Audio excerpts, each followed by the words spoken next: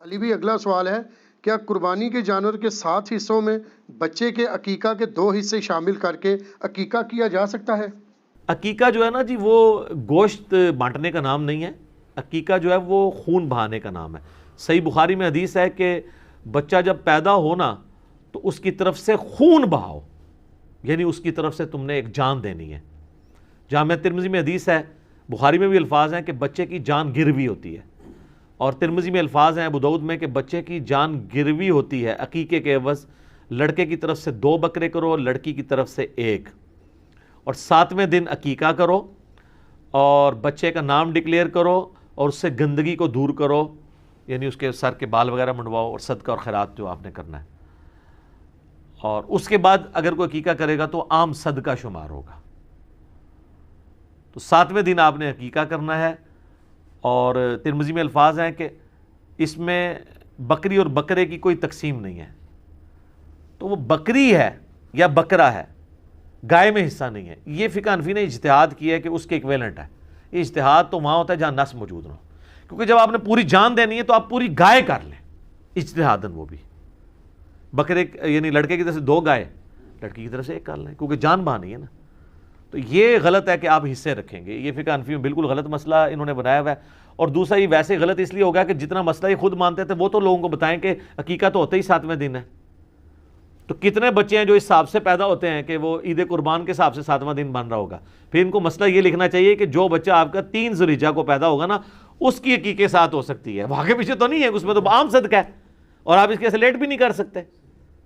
وہ تو مجبوراً ہے. وہ ٹھیک ہے، سنن کبری البیہقی میں نبی الاسلام نے اپنا عقیقہ اعلان نبوت کے بعد کیا تھا، لیکن وہ تو جواز کی حد تک ہے. جب کسی کا رہ گیا ہو جان بوجھ کے کوئی، یعنی کہ جی منڈے دی پھوپھی آ رہی ہے تو منڈے دے چاچے نے اگلے مہینے آنا ہے، اس کے بنیاد پہ لیٹ نہیں کر سکتے، 7ویں دن کرنا ہے. اور دن کے اعتبار سے بھی یاد رکھنا ہے، اگر جمعرات کو پیدا ہوا ہے نا بچہ تو عقیقہ بدھ کو بنے گا. بدھ کو پیدا ہوا ہے تو اگلی منگل کو بنے گا. اور اگر منگل کو پیدا ہوا ہے اور مغرب کے بعد ہوا ہے تو بیسیکلی وہ بدھ کو پیدا ہوا ہے، منگل کو نہیں پیدا ہو رہا.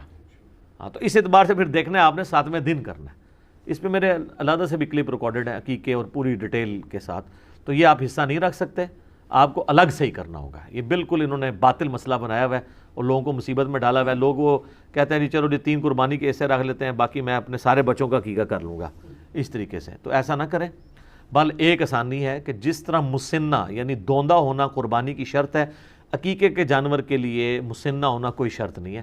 وہ آپ چھوٹا بکرا بھی لے کے کر سکتے ہیں، لیکن بالکل ہی مردار بکرا نہیں، چھوٹا سا بکرا ہو جس کو آپ مطلب کچھ. اور یہ عقیقہ وہ صدقہ ہے جو آپ خود بھی کھا سکتے ہیں. ویسے تو عام صدقہ آپ خود نہیں کھا سکتے نا، عقیقہ وہ صدقہ ہے جو آپ خود کھا سکتے ہیں. اور یہ بھی اس کے جو بندہ استطاعت رکھتا ہے، جو غریب آدمی ہے وہ عام صدقہ کرتے ہیں عقیقے کی جگہ.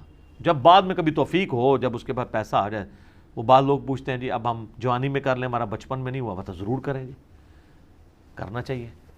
ٹھیک ہو گیا، جزاکم اللہ خیر. علی بھی اگلا سوال ہے، قربانی کے گوشت کے 3 حصے کرنا کیا سنت مبارکہ ہے؟ سنت مبارکہ نہیں ہے، لیکن سورۃ الحج میں یہ اشارہ ملتا ہے کہ جو حج کی قربانی ہے اس میں اللہ تعالیٰ فرماتا ہے کہ جب اللہ کے نام لے کے نہر کرو اونٹوں کو اور یہ اپنے پہلوؤں پر گر پڑیں تو پھر اس کے گوشت میں سے خود بھی کھاؤ اور مسکینوں کو بھی دو، سوالیوں کو بھی دو، اور جو سوال نہیں کرنے والے غریب ان میں بھی تقسیم کرو.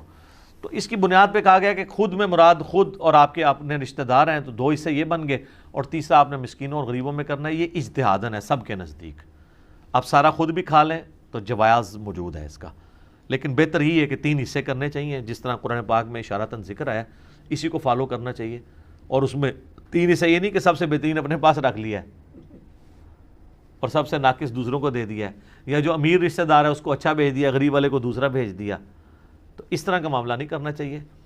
آپ جو اپنے لیے پسند کرتے ہیں وہ لوگوں کے لیے پسند کریں. پھر وہی آیت جو بار بار آئے گی، لن تنالوا البر حتی تنفقوا مما تحبون.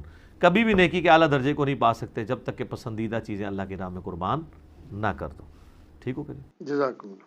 میں جب آواز دیتا ہوں وہ کہتے آ رہا ہوں میں جب آواز دیتا ہوں وہ کہتے آ رہا ہوں میں، یہی تعارف ہے گدائے مصطفیٰ ہوں میں